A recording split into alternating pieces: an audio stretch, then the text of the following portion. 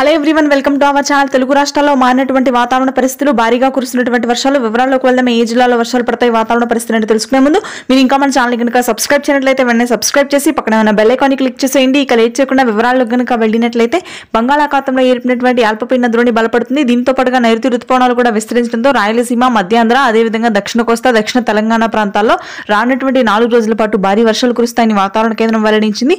జిల్లాల వారీగా, ప్రాంతాల వారీగా చూసుకున్నట్లయితే ముఖ్యంగా కర్నూలు, కడప, అనంతపురం జిల్లాల్లో ఈ రోజు రాత్రికి భారీ వర్షాలు, నెల్లూరు, ప్రకాశం జిల్లాలో పూర్తి స్థాయిలో ఆకాశం మేఘావృతమై చిరుజల్లులు నమోదు కాగా, ఇక శ్రీకాకుళం, విజయనగరం, విశాఖపట్నం ప్రాంతాల్లో మాత్రం భారీ వర్షాలు నమోదయ్యే అవకాశాలు ఉన్నాయి.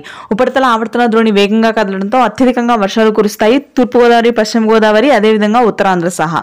ఇక దక్షిణ తెలంగాణ జిల్లాలు మహబూబ్ నగర్, గద్వాల్, కరీంనగర్, వరంగల్, వనపర్తి, వికారాబాద్ జిల్లాల్లో కూడా మోస్తరు నుంచి భారీ వర్షపాతం నమోదవుతుంది.